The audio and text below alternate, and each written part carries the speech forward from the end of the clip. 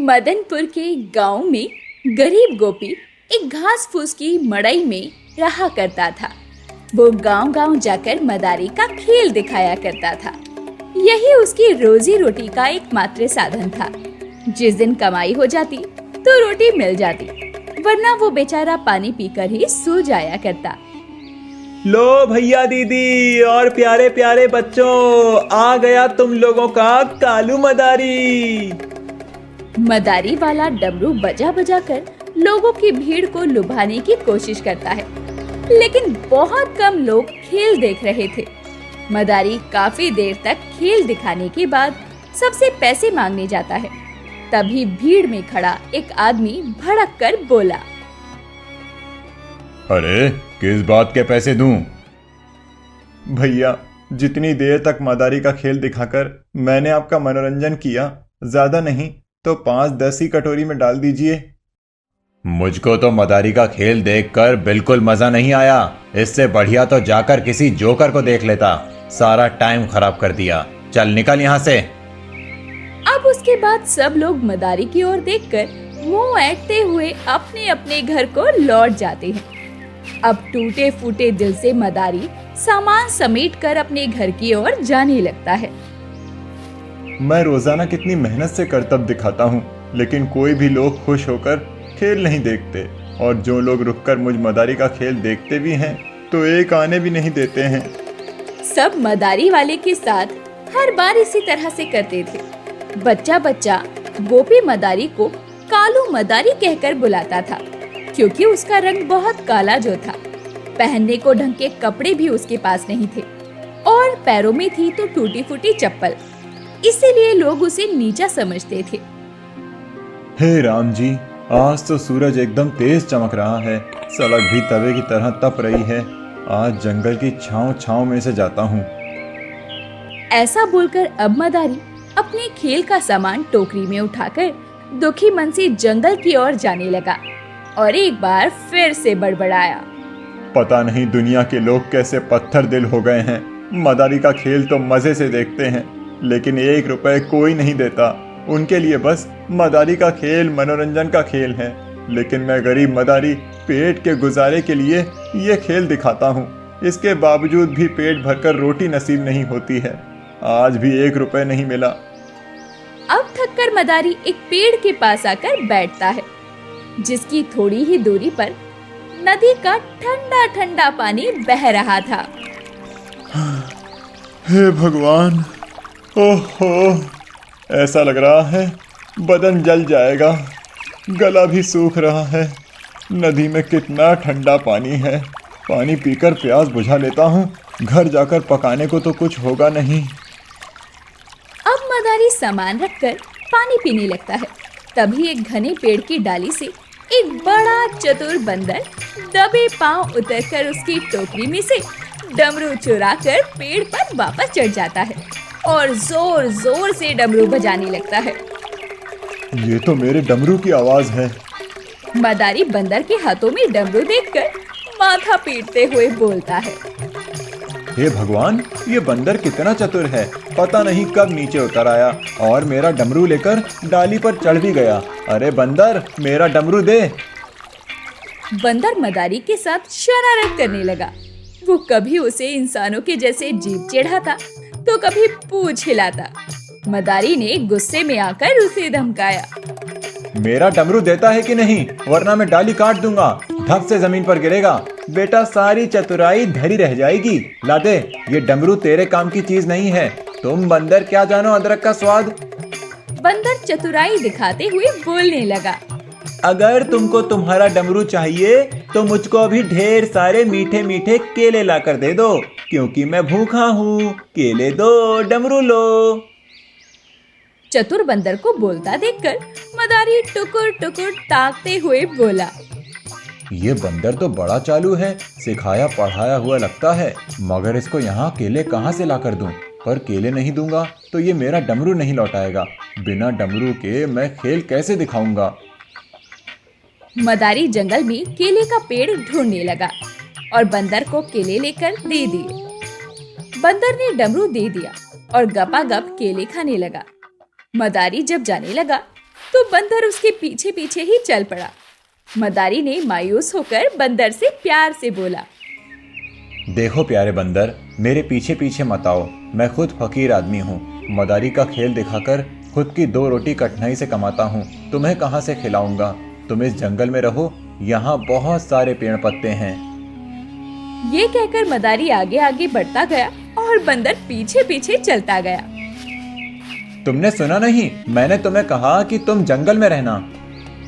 मदारी की बदहाल परिस्थिति को देखकर बंदर ने चतुराई दिखाते हुए लालच से कहा, एक बार अच्छे से सोच लो मदारी, मुझे अपने साथ घर ले चलकर तुम नुकसान में नहीं रहोगे, फायदे में रहोगे। तुम और मैं मिलकर सर्कस का खेल दिखा सकते हैं और ढेर सारे पैसे कमा सकते हैं।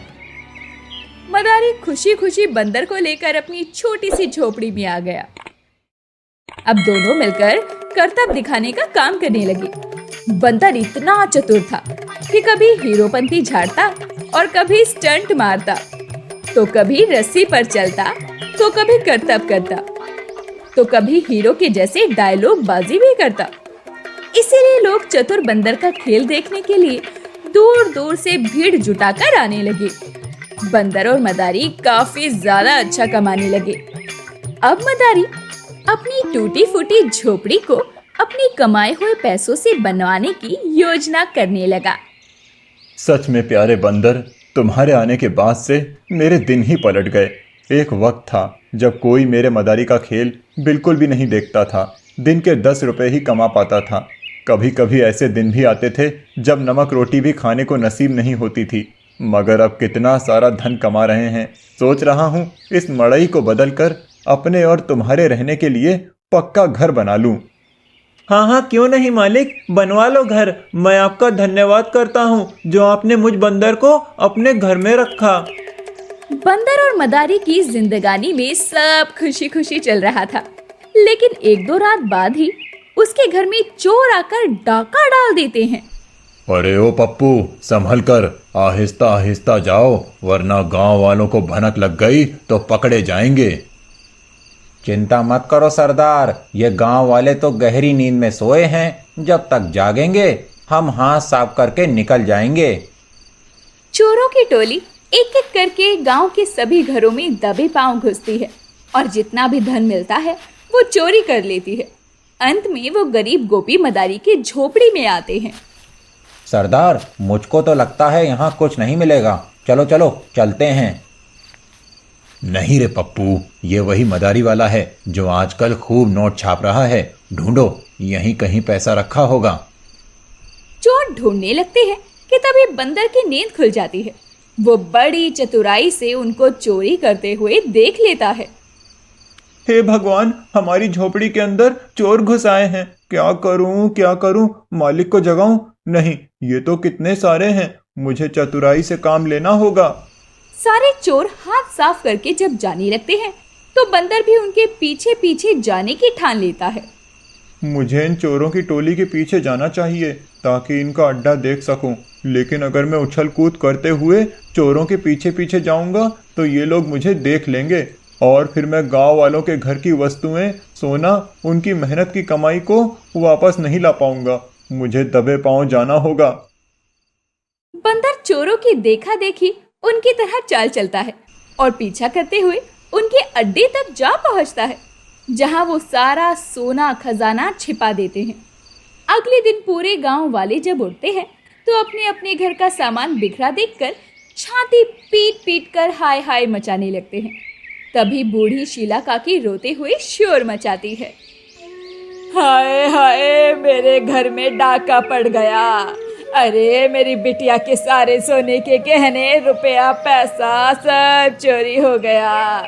चोर मेरा घर लूट कर ले गए। हाय हाय मुए चोर, मैं तो लुट गई रे, बर्बाद हो गई। अरे अब कैसे करूँगी अपनी बिटिया की शादी। तभी गोपी भी अपनी झोपड़ी से बाहर आता है। उसकी आंखों में आंसू थे। मेरे घर में चोरी हुई है। मेरी कमाई हुई पाई पाई चोर ले गए। चोरी हो जाने के चलते पूरे गांव में हाहाकार मच जाता है। सब दुखी परेशान होकर गांव के मुखिया जी के पास आते हैं। मुखिया जी, हमारी मदद कीजिए, हम सबके घर में चोरी हो गई है। एक पैसा नहीं बचा कि हम राशन पानी भी खरीद सकें। मुखिया जी निराशा भरी आंखों से गांव वालों को देखकर बोले, क्षमा करना मेरे भाइयों और बहनों, मगर उन चोरों ने मेरी भी कोठी में डाका डाला है, सब ले गए। तभी बंदर चोरों का पता होने का इशारा करता है।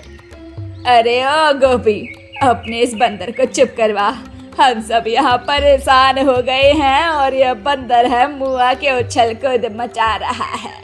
अरे हमारी परेशानी को क्यों बढ़ा रहा है ये? मदारी जो चतुर बंदर की भाषा को भली भांति समझता था, वो बोलता है, लगता है इसने चोरों को देखा है। बंदर हमें सर हिलाता है।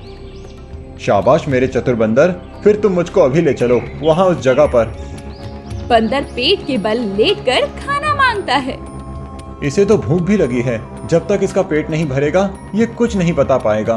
बंदर को तो केले पसंद होते हैं, ठहरो मैं मंगवाता हूँ। मुखिया जी टोकरी भरकर केले मंगवाते हैं। बंदर एक केला लेता है और पेड़ पर चढ़ जाता है और कुछ देर में या तो सोना या गहना लाकर दे देता है। अरे मेरी बिटिया का टीका है ये, लाला बंदर दे दे। अब बंदर दोबारा से एक केला मुंह में भरकर ले जाता है और पैसे रुपए लेकर आ जाता है। इस तरह एक एक करके वो सभी गांव वालों के घर से चोरी हुए उनके कीमती सामान लाकर लौटा देता है। अंत में गांव के मुखिया चतुर बंदर को उसके कर्मों के लिए बहुत शाबाशी देते हैं। शाबाश प्यारे बंदर, तुमने आज जिस प्रकार हम गांव वालों की खोई हुई संपत्तियां लाकर दी हैं, ये हम जैसे इंसानों के लिए भी असंभव था। इसीलिए आज से तुम्हारा नाम प्यारे बंदर राजा है। मुखिया जी बंदर के सर पर टोपी पहनाते हैं, उसके लिए कपड़े मंगवाते हैं। बंदर पूंछ हिलाते हुए उन्हें धन्यवाद देता है और उस दिन से मदारी और चतुर बंदर दोनों खुशी खुशी गांव में अपनी जिंदगी गुजारने लगते हैं, क्योंकि जानवर इंसानों से ज्यादा वफादारी जो निभाते हैं।